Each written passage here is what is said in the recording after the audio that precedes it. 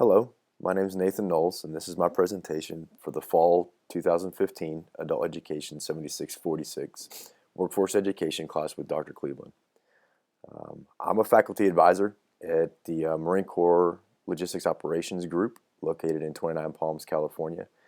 And for about the next 20 or 30 minutes, I'm going to be discussing our primary course, the Intermediate Marine Air Ground Task Force Logistics Operations course, in the form of a quasi case study in order to look at the application of the ADED model in curriculum design.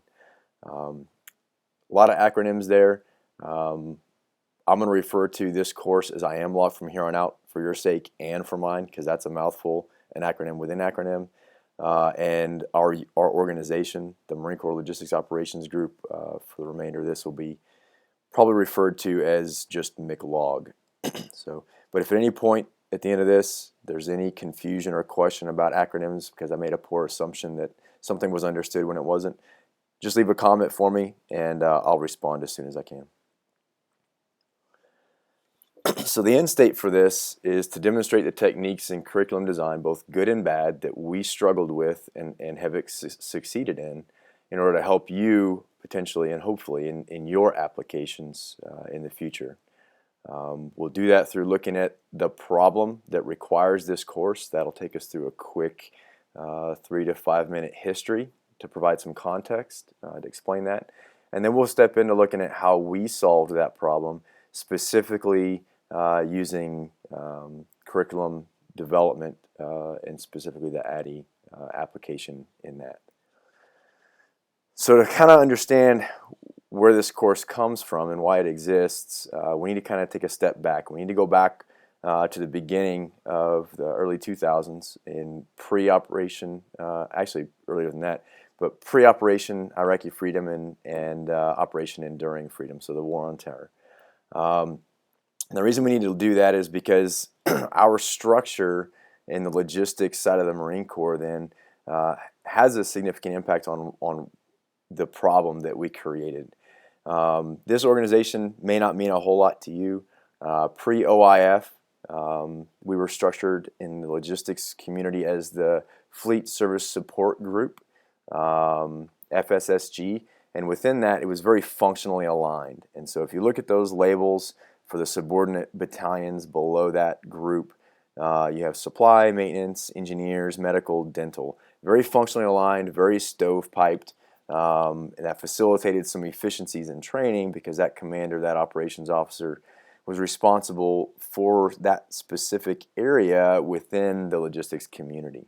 If that's confusing, here's kind of a corporate scenario. So if you picture a CEO with logistics, manufacturing, sales, and finance, each in their own stovepiped area, functionally aligned, that would kind of be a good equivalent. So moving forward, as we got into the Iraqi freedom and enduring freedom, that functional alignment didn't really work for mission. So we began to task organize from within those functional areas, and it really it looked like more of a pickup baseball or football game. So you and I are getting pulled together, and I'm picking this guy and that girl, and we form really an ad hoc team in order to be task organized to support the mission requirements. The problem with that ad hoc command and control that was created is it led to quite a bit of confusion. Who's working for whom? We haven't interacted before, and some of us met that day before we stepped off to start conducting operations. So it wasn't really effective in that effort to task organize. So what we did is reorganize during Iraqi freedom, early 2000s, and we went from the Fleet Service Support Group in that functional alignment to what we call a direct support and general support structure, and it was much more task organized. So if you look at this chart once again, don't get caught up in what you don't understand. What you should look at this, if you start reading the words, you'll see that we thin sliced capability out of those functional areas and then aligned them under subordinate commanders. And the Fleet Service Support Group name changed to the Marine Logistics Group. To kind of provide it in a better context, if you picture kind of a CEO of an organization with a headquarters, and then within that, same thing you see here, thin slices of those functional capabilities you saw on the previous slide, organized underneath subordinate elements, and that's really kind of what we did to support the mission. As a part of that, though, so you got that working in the background, that restructure, now we're task organized. We introduced what we call the pre-deployment training program. It was very prescriptive, and what it equated to was commanders not really having to think, operations officers not really having to think anymore about developing and training their own units. We were, because every unit of like kind was going to a very similar, if not the exact same operating environment, the training to support that was pretty much the same. And so we had this regimented, standardized training regime. You'd go on that deployment, you'd come back, you'd work up, you'd go out, and it was rinse and repeat. So it was pretty much an assembly line. The problem with that is it created this cultural memory loss where we were hamstrung. We're tied to this process, and we're no longer thinking for ourselves and developing our own training cycles within units. And so that began to present some problems for us, especially as we wound down. So as we're winding down in 2009, Headquarters Marine Corps identifies that we have a standardized training and operations gap, specifically within the logistics operations officers and chiefs. So we began to look at how big that gap was, trying to define it, and ultimately trying to work some solutions to begin to solve this significant gap that we were now identifying, and looking at why. Looked at a number of options, a number of existing schools, logistics schools in the Marine Corps kind of were tasked with that mission to solve that training deficiency. That really doesn't matter. What does matter is in 2012, my organization, the Marine Corps Logistics Operations Group, or MICLOG, was established, specifically tasked with solving that training gap and establishing a formalized standard approach to developing logistics training plans and operations. So that the result was this MICLOG organizational structure that was reinforced by those legacy course content from those previous organizations that were tasked with it, and it really emphasized the detailed individual instruction across the 6 functional areas of logistics. So at this point, we really began to step in and need to address looking at what the problem was. Part of the problem was that within the Marine Corps, 60% of logisticians of whatever military occupational specialty, or MOS, are not serving within the logistics element. They're actually on staffs outside of that, in the ground combat element, in the air combat element, and they're doing a logistics function, but it's not training and it's not operational because they're a support staff to that other area of the Marine Corps. So what that creates is kind of a career progression issue within the logistics community, where you don't see a normal progression from platoon commander to company commander and into operations. And so you may have a battalion commander that has not filled all of those roles. And so there's kind of a cultural loss there, not just because of the PTP, or pre-deployment training program, that we were following, but because of their career progression. And so that was really kind of the base problem that we were running into. And so what that drove MICLOG to do was a very detailed task analysis. And so what we're looking at that in that context is what does the job require, and then specifically what is the instructional setting that we need to solve that and facilitate that. So as we began to look at the skills and the capabilities that were needed, we developed 22 tasks as we developed these standards and began to define and codify what it was task-wise that would solve that deficiency, both in the training management and in the operational side. Each of those tasks had its performance steps that we identified. Those range anywhere from 8 to 24 depending on the task. And those are written within the Marine Corps into what we call Training and Readiness Manuals, or TNR manuals. Each community has one, and if you read that first paragraph there, you can see what it's doing for us, and it really provides a standard and standards and regulations that govern the way that we're going to train that occupational field. Can be very effective if developed right, and so what that creates is a standardization across the Marine Corps, so that unit of that name of that type is going to be trained to the same standard based on that manual. So that manual gets used, and that moves us into the design phase of this process. And so what we're looking at here, and what McLeod began to really wrestle with, is what is that target population description that will fill this gap that's been identified. That requires a follow-on detailed learning analysis. The learning analysis yields learning objectives, and then we sequence those learning objectives. So the first learning analysis that we did, the first attempt, was in 2012, shortly after the organization stood up. We had the legacy stuff that was brought forward.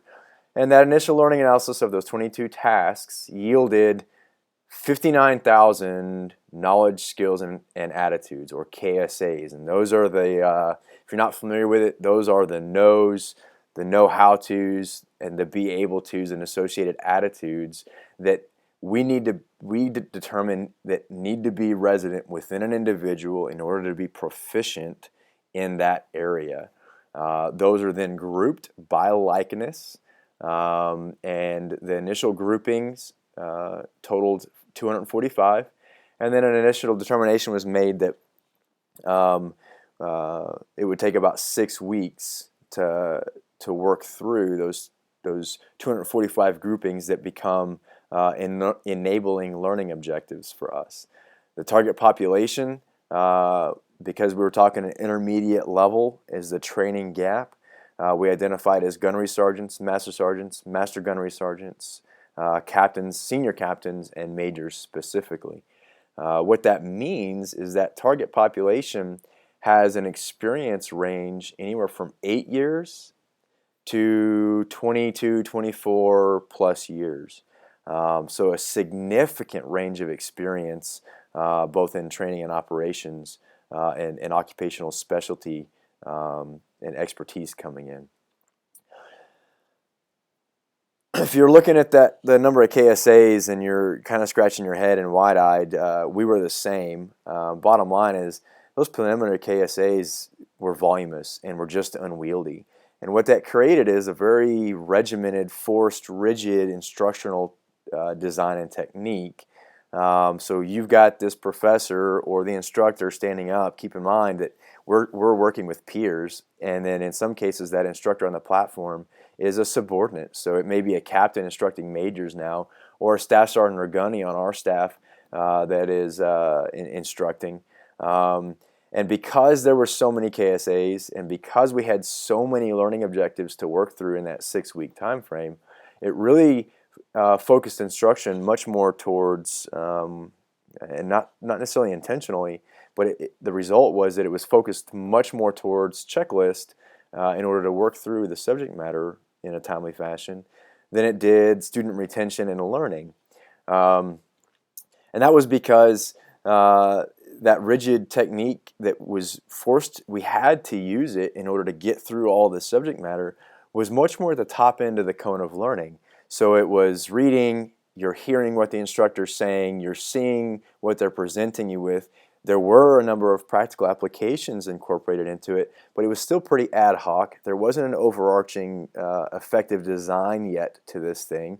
And so we really weren't hitting the mark with this. And that was echoed throughout the community. So what that forced us to do is go back and do a second attempt. So because we had to execute courses, we were doing that. But we went back to the drawing board and took another hard look at, once again, what was the problem that required IMLOC? What necessitated this course? another validation and look at what that target population description was, that TPD, the subject matter that we were covering, and then really began to look specifically at the environment. In that second look, in the design phase, those 59,000 KSAs got reduced from 59,000 to 6,000. We were fortunate enough at the time to have some individuals on the staff that had adult education backgrounds. We now had an academics officer on the staff, and so that really helped us focus our efforts there and define things better. And then the new grouping of those KSAs produced now 139 areas instead of the nearly 250 we had before. And as we began to sequence these new groupings and better defined KSAs, we began to see that 5 interrelated modules began to emerge. And what the purpose really of those modules was, and our whole intent with this second look, was to shrink the I believe button for the students coming in. So if I could sum it up in an overarching goal with this, is we needed to shrink that I believe button so that you and I coming in with all of our experience, thinking that we know this subject matter already, probably in some cases better than the instructional staff, that this environment really fostered learning. And so that takes us into the development phase. And so as we began to look at development, we looked very, very deliberately at the course structure. This is where we're developing those concept cards, the lesson materials, developing our evaluation of the students. And we took an interesting twist. We don't do tests the way that most people are used to. Because of, once again, our focus isn't on a checklist. Our focus is on learning and retention and application in the fleet. And then validating that the instruction and developing a period of instruction. So the first thing that we had to understand is that there's no golden ticket. There's no silver bullet that's going to solve this. It's going to take a lot of time and effort designing and developing this. Second thing is we really, in its intent to shrink that I believe button, we needed to move this curriculum down into the bottom part of this cone. We needed to be much more active. We needed the students much more active in participation, discussion, speaking, and then practicing and executing during the course so that the retention was much better. And we did that through a number of ways that I'll talk through the remainder of this. And then the third thing, and ultimately, once again, to shrink that I believe button, we needed to create an environment that felt realistic. It mimicked reality out in the operating forces. So those are kind of the 3 real big picture things that we went into in this development. So we began to look at these 5 interrelated modules. They were training, planning, deployment, employment, and then the garrison functions of that operations officer and operations chief. And as we began to look at these things, something very interesting happened. So as we're laying these modules out and we've sequenced the content at this point, and we start looking at the framework, as these modules progress, as we begin to look at the realism of the environment that we operate in day to day, it became clear that those learning objectives were really interwoven. So even though training module is first, and there's some very specific learning objectives that take place there, those are interrelated to planning module and employment module. And so what we saw is a revisit and a reiteration of these things as we began to develop this framework and this skeleton that really facilitated learning and retention even more than just moving it down to the active, because now we're hitting these things multiple times because they interrelate and they're mutually supporting. So even though we gave names to these distinct modules, that really isn't the way that it works. They're interrelated. So once we kind of had this shell and framework with these modules, we really need to start looking at the methods to accomplish that. And so we had very familiar with the traditional learning where the instructor tells you what you need to know. You spend some time learning that or memorizing it in order to produce results on an examination or a test. But that's up at the top end of the cone. It doesn't produce retention. What we began to really want to do is create more of a problem-based learning environment but in that world, a problem is assigned And we don't really give you learning objectives. You determine what you need to know as the student-driven learning, and then you determine how you're going to apply that to solve the problem. And so this question kind of emerged: is it a circle, or is it a rectangle, or a square? And as we began to really do a detailed learning analysis, the answer was yes. It was a hybrid that we were looking for, and that was going to be the most effective way of accomplishing this. And so as we began to study adult learning models and how we were going to manage this, we began to see a progression emerge within each of these modules to facilitate these learning objectives, where we would set the stage with read-aheads focused on that topic or subject matter.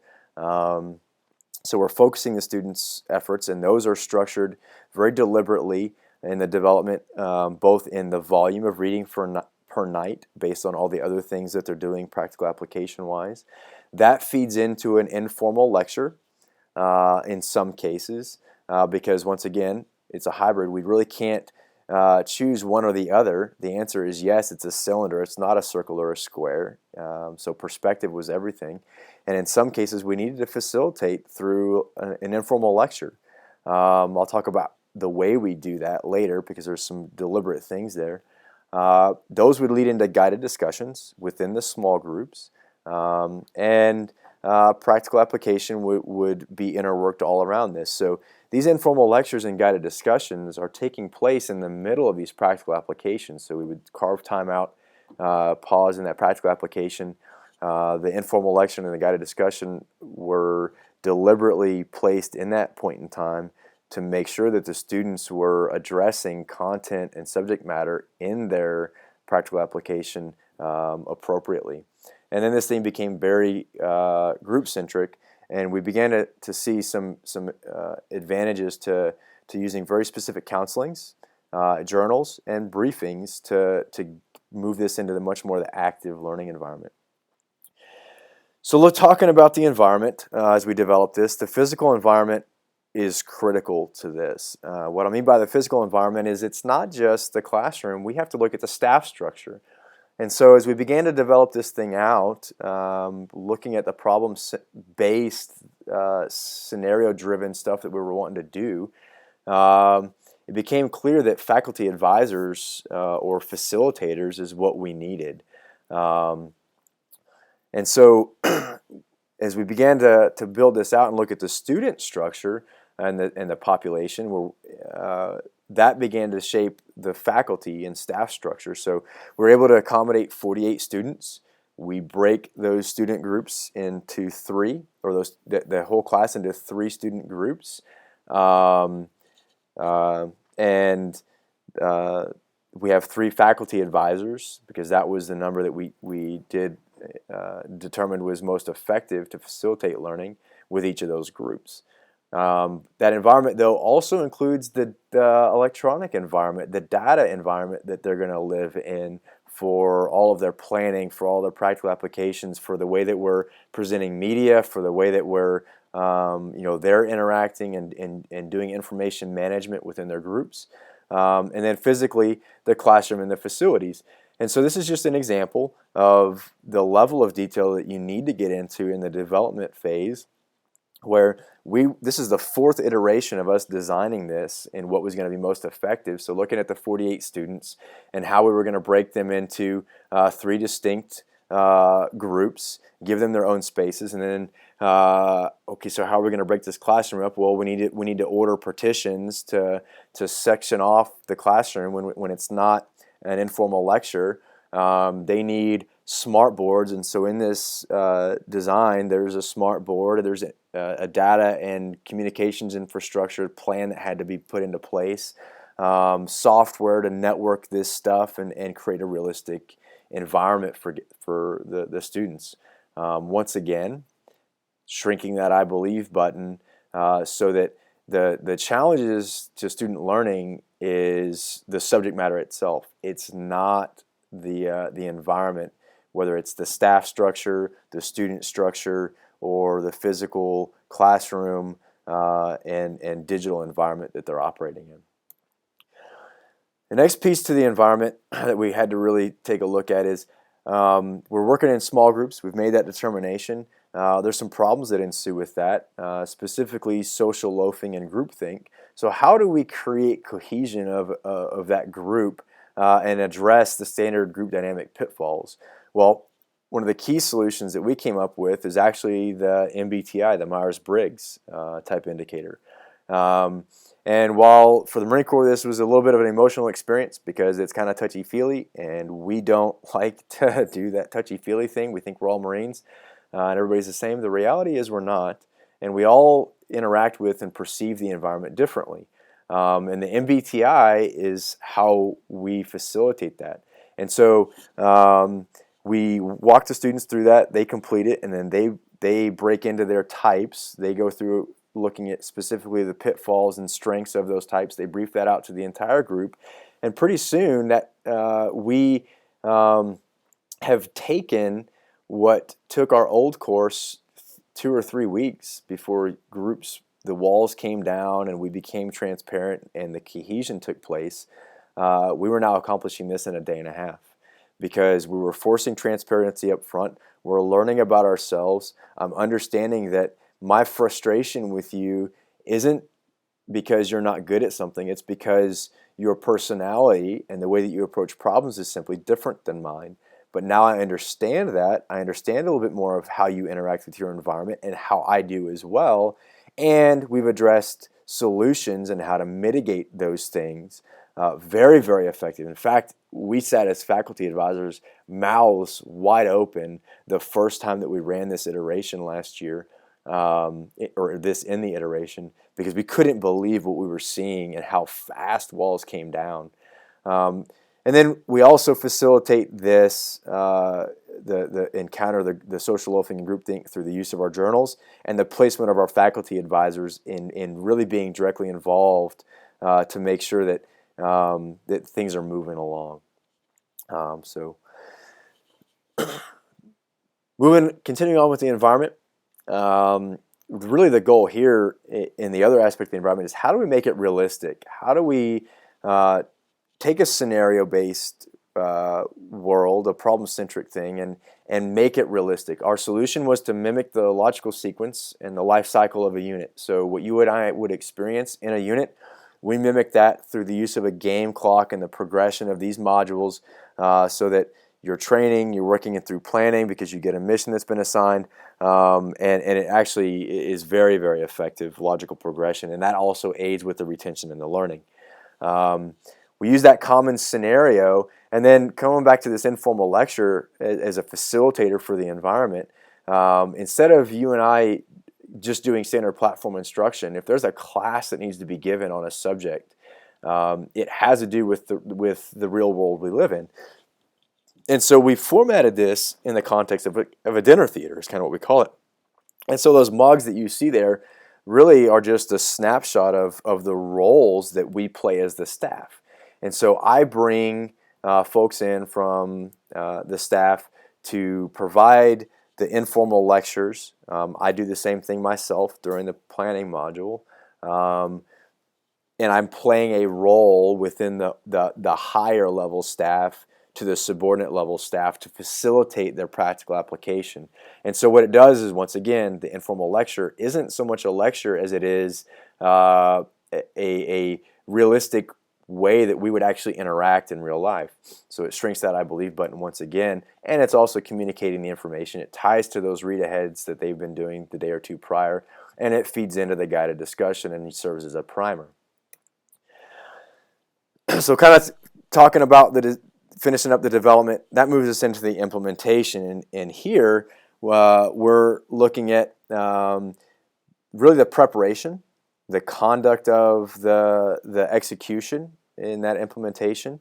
But because I've talked a lot about how we implement this already, at least as far as the purpose of this class requires, I really want to focus more on the other aspect of implementation, which is the after actions and student evaluations, because that's oftentimes the thing that gets missed. If you've done a proper development, the implementation will work.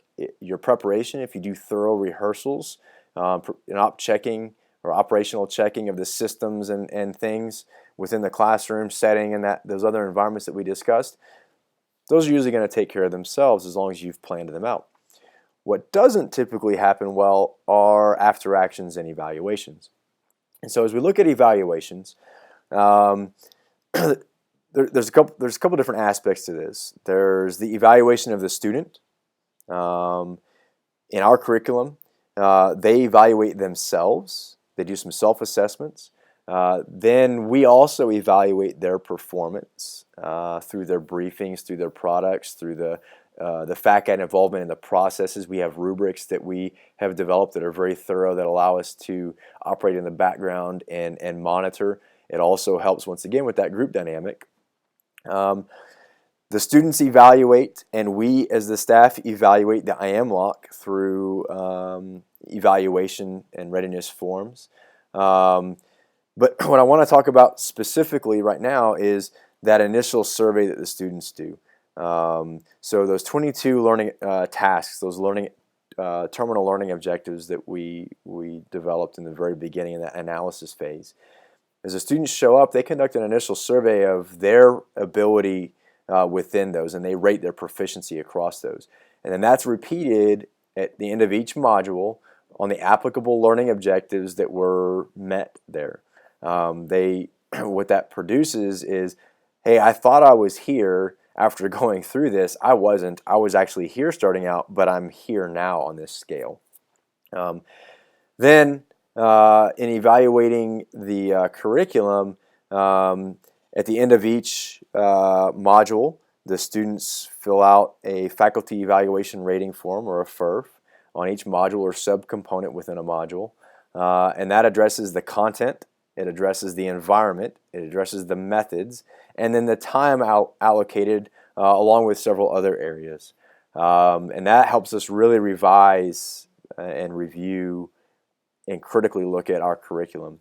Then we follow on after the course, 6 months later, we send surveys out, not just to the students who have now been applying the subject matter that we covered for a while, but we send it out to their commanders, and we send it out to other elements within the operating forces to get feedback on, are we hitting the mark, how are we doing, and what's the applicability of the curriculum.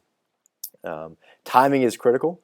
So planning the time into the curriculum for them to complete these evaluations, both self-assessment and evaluation of the course, and then the timing afterwards of getting those surveys out to evaluate the application in the real world.